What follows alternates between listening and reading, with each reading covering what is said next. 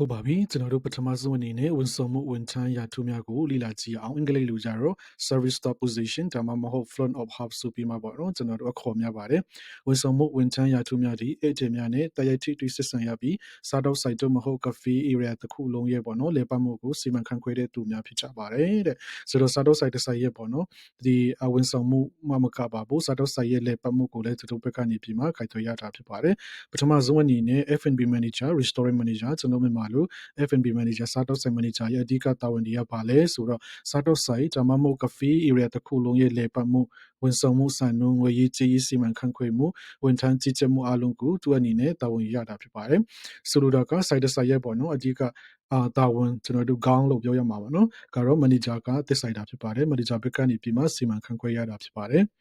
်ဒုတိယရာထူးကြတော့ assistant manager ဒါမှမဟုတ် supervisor လို့လည်းခေါ်တာများပါတယ်ကြီးကြပ်ရေးမှူးပေါ့နော် manager ကိုကိုယ်နေထောက်ပံ့ပေးတယ်နေ့စဉ်ဝန်ဆောင်မှုတွေကိုကြီးကြပ်ပေးတယ်ဒီနေ့ဝန်ဆောင်မှုကောင်းတယ်လားဒါမှမဟုတ် review ကောင်းတယ်လား review မကောင်းဘူးလားပေါ့နော်ပြီးတော့မှဝန်ထမ်းများကိုလေ့ကျင့်ပေးတယ်ဝန်ထမ်းတည်တည်ရှိတယ်ဆိုရင်ဒီ supervisor အနေပြီးမှလေ့ကျင့်ပေးရတယ်ပြီးတော့မှအဲ့တဲ့ရဲ့တိုက်ကြားချက်များကိုဖြည့်ရှင်းပေးရတာဖြစ်ပါတယ်ဥပမာအဲ့တဲ့ဘက်ကနေပြီးမှကျွန်တော်တို့ရဲ့ဝန်ဆောင်မှုအတွက်တော်လည်းကောင်းစားတောက်အတွက်ကြောင့်တော်လည်းကောင်းဒီပြဿနာတစ်ခုခုတိုက်ကြားချက်များကိုသူတို့ဘက်ကနေပြီးမှဖြည့်ရှင်းပေးရတာဖြစ်ပါတယ်ဒါကြတော့ assistant manager supervisor ရဲ့အလုပ်ဖြစ်ပါတယ် captain head waiter waitress ပေါ့နော်ဒါကြတော့ခေါင်းဆောင် waiter လို့ပဲကျွန်တော်တို့သုံးတာများပါတယ်ဒီရာထူးကြတော့ပေါ့နော်အစင်းမြင့်စားတော့ site တွေမှာပဲကျွန်တော်တို့တွေးထားရှိပါတယ်ဝန်ဆောင်မှုအပွင့်ကိုဆောင်ပြီးတယ်အဲ့တဲ့များကိုကျူဆိုနေရချထားပြီးတယ်ပြီးတော့မှအထူးဝန်ဆောင်မှုများပေါ့နော် VIP customer ဒီပါဒီဆိုရင်သူတို့ဒီ captain တွေကနေပြီးမှပေါ့နော် service ပေးရတာဖြစ်ပါတယ်ကျွန်တော်တို့ဒီ waiter waitress တွေရဲ့ပေါ့နော်ဦးဆောင်တဲ့သူလို့ကျွန်တော်တို့သတ်မှတ်လို့လဲရပါတယ်ပြီးတော့မှကျွန်တော်မြန်မာဒီလုပ်တဲ့များတဲ့အလုပ်ပေါ့နော်ဒီ waiter waitress service crew waiter စပွဲထူတာမမဝန်ဆောင်မှုအဖွဲ့ဝင်ပေါ့နော်အဲ့တဲ့များထံမှမှာရတဲ့ဒီအစားတောက်ဒီအရည်တွေကိုကျွန်တော်မှတန်းယူပေးရတယ်ပြီးတော့မှကျွန်တော်တို့ order တွေရိုက်ထည့်ပေးရတယ်ပြီးတော့မှအစားတောက်ဖြိုရမှာကအစားတောက်တွေထွက်လာပြီးဆိုရင်တော့ကျွန်တော်တို့ဒီ customer တွေရဲ့ပေါ့နော်စပွဲကိုကျွန်တော်တို့ခင်းပေးရတယ်စပွဲပေါ်ပို့ပေးရတယ် customer တွေစားပြီးတောက်ပြီးသွားပြီဆိုရင်တော့စပွဲကိုတန်ရှင်းရေးလုပ်ပေးရတယ်ပေါ့နော်ဆိုတော့ဒီရာထူးကြတော့အတန်းရှင်းရေးလဲလုပ်ပေးရတာဖြစ်ပါတယ်နောက်တစ်ခုကျတော့ barista bartender ပေါ့နော်ဒါကျတော့ coffee ဖြိုတူဒါမှမဟုတ် bartender ဘာသမားလို့လည်းခေါ်တာကျွန်တော်တို့များပါတယ်တချို့နေရာတွေကျတော့ barista လို့လည်းခေါ်တာများပါတယ် barista ကျတော့ဒီ coffee site တွေမှာပဲကျွန်တော်တို့တောင်းတာတွေ့ရပါတယ်ဆိုတော့ coffee လက်ဖြစ်ရချတော့အဖြိုရမှာကများကိုဖြိုဆက်ပေးတဲ့လူကိုကျွန်တော်တို့ barista ဒါမှမဟုတ် bartender လို့ခေါ်တာများပါတယ်နောက်တစ်ခုကျတော့ cashier counter staff ပေါ့နော်ကျွန်တော်မလေးရှားမှာကျတော့ဒီငွေကိုင်နဲ့ကုန်စာဝန်ထမ်းတက်ထားတာနေပါတယ်ဒီငွေပြီးချေမှုတွေကိုလက်ခံပေးတယ်ငွေရှင်းပေးတယ်ဒီပြီးတော့မှဖောက်တယ်များကိုကောင်တာမှာပေါ့နော်ဝန်ဆောင်မှုပြီးချင်းနဲ့တခါတရံမာယူသူများအားလက်ခံချင်းပေါ့နော်ဥပမာကျွန်တော်တို့ online ကနေ order ဝင်လာတယ်ဆိုရင်ဒီ cashier counter staff ကနေပြီးမှတာဝန်ယူပေးရတယ်ပြီးတော့မှဒီ customer တွေပြင်မဲ့ချိန်မှာတော့လည်းကောင်းဒီငွေပြီးချေမှုတစ်ခုခုတက်ဆိုရင်တော့ကျွန်တော်တို့ကဒီ counter staff တွေကပေါ့နော်တာဝန်ယူပေးရတာဖြစ်ပါတယ်နောက်တစ်ခုကျတော့ hostess grader ပေါ့နော်ဒါကြတော့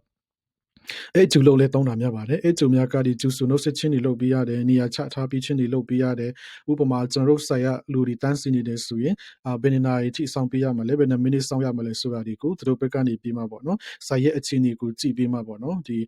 customer တွေကိုစီမံခန့်ခွဲရတာဖြစ်ပါတယ်အဓိကသူတို့ရဲ့လောက်ကတော့ဥပမာ booking တွေပါဒီဝင်လာရဲဆိုရင်ဒီ booking နာမည်နဲ့လူနဲ့ပေါ့နော်လူဘယ်နှယောက်လဲ booking ထဲမှာလူက4ယောက်ရောက်လာတာ5ယောက်အဲ့လိုဆိုရင်တော့ဘယ်နေရာမှာနေရာချထားပြီးမလဲဆိုတာဒီပေါ့နော်ဒီHUD ရဲ့တာဝန်ဖြစ်ပါတယ်ပြီးတော့မှrunner လို့လည်းကျွန်တော်တို့သုံးတာများပါတယ်မလေးရှားမှာကျတော့ဒီအကူဝန်ထမ်းပေါ့နော်ဒီ PC ပုဝန်ထမ်းလို့လည်းကျွန်တော်တို့ပြောလို့ရပါတယ်ဥပမာဒီ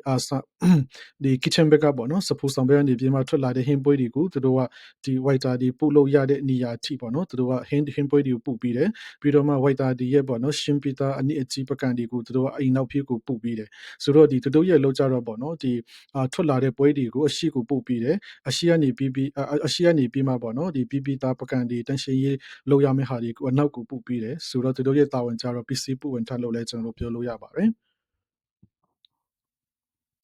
မိဖူချောင်ဝန်ထမ်းရာထူးများကိုကျွန်တော်တို့လေ့လာကြည့်အောင် kitchen staff position ပေါ့နော်မိဖူချောင်ဝန်ထမ်းရာထူးဒီအတွေ့အကြုံကျွမ်းကျင်မှုနဲ့တာဝန်ယူမှုအပေါ်မူတည်၍အစဉ်စဉ်ခွဲခြားထားပါသည်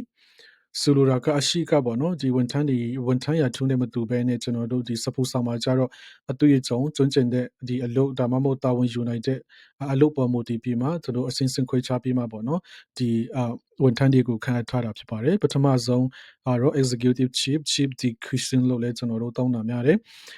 ဒါကြတော့အမှုဆောင်စဖူမှုပေါ့နော်စဖူမှုအမှုဆောင်လို့လည်းကျွန်တော်တို့အသုံးများပါတယ်မိဖို့ချောင်ခေါင်းဆောင်ဒါကြတော့သူ့ရဲ့ဒီမိဖို့ချောင်တစ်ခုလုံးကိုစီမံခန့်ခွဲပြီးတဲ့သူမိဖို့ချောင်တစ်ခုလုံးရဲ့ budget ကိုစီမံခန့်ခွဲပြီးတဲ့သူဝန်ထမ်းများကိုခန့်အပ်မှုဝန်ထမ်းများကိုစီမံပြီးတဲ့လူပြီးတော့မှမီနူးတွေကိုထုတ်ပြီးတဲ့သူပေါ့နော်မီနူးတွေကိုဖန်တီးပြီးတဲ့သူပြီးတော့မှမိဖို့ချောင်စာနုံးနဲ့ကိုက်နေတဲ့ပေါ့နော်ဒီအတုံးအနှုံးဒီကစပေါ့နော်ဒီ PC ဒီကစဒီစီမံအုပ်ချုပ်တဲ့လူပြီးတော့မှအစားအသောက်အတွက်ပေါ့နော်အည်သွေးကိုထိန်းချုပ်ပြီးတဲ့လူလည်းဖြစ်ပါတယ်ကျွန်တော်တို့မိဖို့ချောင်တစ်ခုရဲ့ပေါ့နော်အဓိကတာဝန်ရှိဆုံးပုဂ္ဂိုလ်ကတော့ executive chief ဒီပဲဖြစ်ပါတယ်ဒုတိယစပူမှု source chief ပေါ့နော်ဒါကြတော့ဒီ executive chief ရဲ့လက်ထောက်ဖြစ်ပြီးမှနှီးစင်စပူချောင်လေပတ်မှုများကိုကြီးကြပ်ခြင်းအစားအသောက်ပြင်ဆင်မှုကိုကြီးကြပ်ခြင်း chief အစားဝင်ရောက်တာဝန်ယူခြင်းပေါ့နော်ကျွန်တော်တို့source tip လို့ပဲကျွန်တော်တို့သုံးတာများပြီးမှပေါ့နော်ဒီမလေးရှားဘက်မှာဆိုတော့ကျွန်တော်တို့ဒီsource တွေကိုအဓိကဒီsub ပေးတဲ့စဖူမှုပေါ့နော်အတီးများတာကြတော့တော်လဲသူ့ရဲ့လုပ်ငန်းတာဝန်ကြတော့ဒီ executive chief ဒီစဖူဆောင်အမှုဆောင်ရဲ့ပေါ့နော်ဒီလက်ထောက်အနေနဲ့ဒီတာဝန်ယူပေးရတယ်ပြီးတော့မှနိစင်မိဖို့ချောင်းလဲပတ်မှုတွေကိုကြီးကြပ်ပေးရတယ်အစားတောက်ပြင်ဆင်မှုတွေကိုကြီးကြပ်ပေးရတယ်ပြီးတော့မှ chief မရှိဘူးဆိုရင်တော့ chief ကိုစားပေါ့နော်သူ့အနေနဲ့ဝင်ရောက်တာဝန်ယူပေးရတာဖြစ်ပါတယ်ကျွန်တော်တို့ဆွမ်းကဆွေးနွေးထားတဲ့ဒီအရှိကရာထူးများနဲ့အတူတူပဲပေါ့နော်ဒါကြောင့် assistant manager နဲ့ supervisor နဲ့တိတ်မကွာပါဘူးသူရဲ့ရာထူးကတော့ source chief လို့ခေါ်ပါတယ်ဒီတတိယရာထူးကြတော့ chief deputy CGP ဒါမှမဟုတ် light cook လို့လည်းကျွန်တော်တို့သုံးစားလို့ရပါတယ်ဆိုတော့ဌာနခွဲစဖူမှုပေါ့နော်ဥပမာကျွန်တော်တို့ဒီဂျပန်ဆိုင်ပဲဖြစ်ဖြစ်တရုတ်ကိုရီးယားဒီ western food အဲ့ဒါဒီစားတော့ဆိုင်ဆိုတော့တို့မှာပေါ့နော်ဒီများတော့အဖြစ်ဂျပန်ဆိုင်တွေကြတော့တို့ဒီစဖူဆောင်တစ်ခုမှာတော့မှတို့အစင်းစင်ခွဲပြီးမှပေါ့နော်၄စင်လောက်ခွဲပြီးမှတို့တာဝန်ယူတဲ့အပိုင်းတွေကိုခွဲခြားပေးတာဖြစ်ပါတယ်ဒီ line စဖူမှုလို့လည်းကျွန်တော်တို့ပြောလို့ရပါတယ်သူရဲ့လောကတော့မြေဖို့ချောင်စီတီချာဌာနတစ်ခုဥပမာအကင်အကျော်အချူပွဲပေါ့နော်တို့အနေနဲ့တာဝန်ယူပေးရတာဖြစ်ပါတယ်ဆိုတော့ကိုချတဲ့တာဝန်ပေါ့နော်ကိုချတဲ့ line မှာသူတို့အနေနဲ့ဒီအဓိကတာဝန်ယူပေးရမှာဖြစ်ပါတယ်အကင်ဆိုရင်တော့အကင်ဒီထွက်ဖို့တို့မှာတာဝန်ယူရမယ်အကျော်ဆိုရင်တော့အကျော်ဒီထွက်ဖို့တော့တာဝန်ယူပေးရတယ်အချူပွဲတွေဆိုရင်တော့အချူပွဲတွေထွက်ဖို့တော့တာဝန်ယူပေးရတာဖြစ်ပါတယ်သူရဲ့ယာထုတ်ကိုကြတော့ light cook ဒါမှမဟုတ် chief deputy လို့ခေါ်ပါတယ်ဒုတိယဌာနခွဲစဖူမှုပေါ့နော် Demi Chief ဒီ Party ပေါ့နော်ဒီ Demi Chief ဒီ Party ကိုနီပန်ပူပြီးချင်းဒါမှမဟုတ်တိချဌာနရေးလုပ်ငန်းဆောင်တာများကိုဥဆောင်ရွက်ပြီးချင်းပေါ့နော်ဒါကြတော့ဒီအပေါ်ကဒီ Chief ဒီ Party ဌာနခွဲစဖူမှုကိုနီပြီးတဲ့ပေါ့နော်ဒုတိယဌာနခွဲစဖူမှုဖြစ်ပါတယ်အဓိကတော့ဒီလုပ်ငန်းဆောင်တာအားလုံးကိုသူအနေနဲ့ပေါ့နော်ပွဲထွက်တဲ့အချိန်မှာအဆင်ပြေမပြီးဒါမှမဟုတ်ပွဲမထွက်ခင်မှာပေါ့နော်ဘယ်လောက်ထည့်ရမလဲဘယ်လိုမျိုးလုပ်ရမလဲဆိုတာဒီကိုဒီအပေါ်ကဌာနခွဲစဖူမှုကိုနီပြီးတဲ့ပေါ့နော်ဒုတိယဌာနခွဲစဖူမှုဖြစ်ပါတယ်ဒီ commis chief ပေါ့နော်1 2 3ရှိပါတယ်ကျွန်တော်တို့ junior chief လို့လည်းကျွန်တော်တို့သုံးတာများပါတယ်မြန်မာဒီအလုပ်များတယ်ပေါ့နော်ယာထူးဖြစ်ပါတယ်စဖူမှုလက်ထောက်ဒါမှမဟုတ်အငယ်တန်းစဖူမှုပေါ့နော်မိပူချောင်ဝင်ခွင့် asset entry level ယာထူး PC များပြင်ဆင်ခြင်းprep ပေါ့နော်ဒါကြတော့ဒီပွဲပြင်ပေါ့နော်ချက်ပြုတ်ရာတွင်ကိုနေချင်းပေါ့နော်ဥပမာကြော်တာဒါမှမဟုတ်ကင်တာတို့ကစပေါ့နော်ဒီအစားအရာကိုဒီယာထူးကနေပြီးမှပေါ့နော်လိုရင်လိုအပ်တယ်လို့ကိုနေပြရတာဖြစ်ပါတယ်ပြီးတော့မှဌာနရဲ့ပေါ့နော်တန်ရှင်းရေးတွေကိုထိန်းချုပ်ပြရတာဖြစ်ပါတယ်ပြီးတော့မှ pastry chip baker ပေါ့နော်ဒါကြတော့အချူပွဲစဖူမှုမုတ်ဖုတ်သမားသူရဲ့အဓိကတာဝန်ကြတော့ဒီမုတ်တွေကိုသူတို့ကပြင်ဆင်ပေးတယ်မုတ်ဖုတ်ပေးတယ်ဥပမာကိတ်မုံဒီ birthday cake ဒီသူတို့ကပြင်ဆင်ပေးရတာဖြစ်ပါတယ်အချူပွဲဒီသူတို့ကပြင်ဆင်ပေးရတာဖြစ်ပါတယ်ဆိုတော့ကျွန်တော်တို့ဒီpastry chip နဲ့ပေါ့နော်ဒီ chip ဒီ party လို့ခေါ်တဲ့ light cook တွေနဲ့အမဲတမ်းပေါ့နော်သူတို့ကစိန်ရွေးတိုင်ပင်ရတာဖြစ်ပါတယ်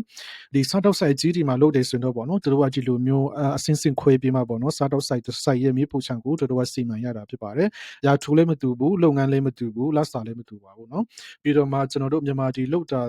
ာများတဲ့နောက်ရာထူးတစ်ခုကတော့ kitchen assistant ဒါမှမဟုတ် kitchen helper ပေါ့နော်ဒီမြေပူချောင်လက်ထောက်ဒါမှမဟုတ်မြေပူချောင်အကူပေါ့နော်အစားတောက်ပြင်ဆင်ခြင်းအကူနေပြီးချင်းဟင်းတီဟင်းရွက်လေးတာစီးကြောတာမြေပူချောင်တန်ရှင်းရေးလုပ်ငန်းများကိုဆောင်ရွက်ပေးရတာပေါ့နော်ဒါကြတော့ kitchen assistant နဲ့ kitchen helper တွေရဲ့အလုပ်ဖြစ်ပါတယ်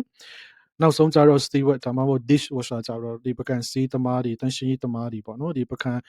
ကံခွက်များကိုစီးပေးရတယ်မိဖို့ချောင်တုံးပစ္စည်းများကိုစီးကြောပေးရတယ်ပေါ့နော်ပြီးတော့မှမိဖို့ချောင် area တစ်ခုလုံးကိုတန်ရှင်းရေးလုပ်ပေးရတယ်ပြီးတော့မှအမိုက်တွေပါပေးရတယ်ပေါ့နော်ဆိုတော့ဒါကြတော့ဒီကျွန်တော်တို့မြန်မာတွေလည်းလုပ်တာများပါတယ်တုတ်တော်လဲပေါ့နော်အမိုက်ပေးရတာတွေပါတွေကြတော့အားတဲ့လိုအပ်အဲ့လိုမျိုးတော့ကျွန်တော်တို့လုပ်ပေးလိရှိပါတယ်ဆိုတော့ဒါကြတော့မိဖို့ချောင်ရဲ့ဝန်ထမ်း ရဲ့ပေါ့နော်နေရာရာထူးများဖြစ်ပါတယ်အဲ့ဒါကြောင့်မလို့ဒါဒီကိုလေ့လာခြင်းအပြင်ပေါ့နော်ကျွန်တော်တို့အလုပ်လျှောက်တဲ့ချိန်မှာတော့၎င်းဒါမှမဟုတ်ကျွန်တော်တို့လုပ်တဲ့အလုပ်ပေါ့နော်ကျွန်တော်လုပ်နေတဲ့အလုပ်ကဘာရာထူးလဲဆိုတာဒီကိုကျွန်တော်တို့သိဖို့အတွက်ပေါ့နော်ပြန်လည်ပြီးမှမျှဝေတာဖြစ်ပါတယ်ကျေးဇူးတင်ပါတယ်